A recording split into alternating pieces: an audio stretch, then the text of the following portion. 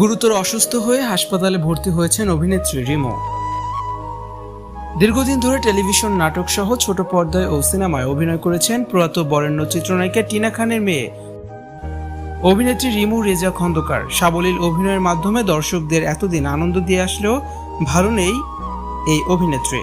সম্প্রতি অসুস্থ হয়ে রাজধানীর বেসরকারি একটি হাসপাতালে ভর্তি হয়েছেন অভিনেত্রী রিমু।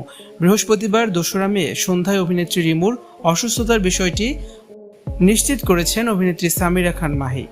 তিনি বলেন, আপুর ইনফেকশন চূড়ান্ত পর্যায়ে এবং সঙ্গে জ্বর।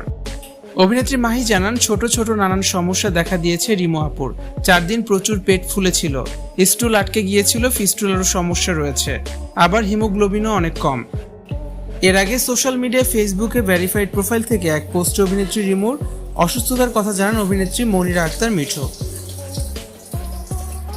বুধবার 1 মে রাত 11:15টার দিকে অসুস্থ রিমুর কয়েকটি ছবি পোস্ট করেন ফেসবুকে। ছবিতে অভিনেত্রীকে অসুস্থ অবস্থায় হাসপাতালের বেডে দেখা গিয়েছে। অভিনেত্রী মিঠু ক্যাপশনে লিখেছেন, রিমু অসুস্থ, তার জন্য সবাই দোয়া করবেন। সে ইউনিভার্সাল মেডিকেল কলেজ হসপিটালের আইসিইউতে ভর্তি আছে। প্রয়াত চিত্রনায়িকা টিনা খানের মেয়ে হলেও নিজ অভিনয় গুণে ইন্ডাস্ট্রিতে শক্ত অবস্থানে জায়গা করে নিয়েছেন অভিনেত্রী রিমু। বিজ্ঞাপন, চিত্র, সিনেমা, শর্ট ফিল্ম, নাটক ও সিনেমা সব মাধ্যমেই দেখা গিয়েছে তাকে। 2008 সালে নির্মাতা ফেরদৌস হাসান রানার নির্দেশনায় পৃথিবীর সব রূপ মিশে আছে ঘাসে নাটকে অভিনয়ের মাধ্যমে শোবিজে ডেবিউ হয়েছিল এই অভিনেত্রী। তার অভিনীত প্রথম সিনেমা একিউ খোকন পরিচালিত গুরু ভাই।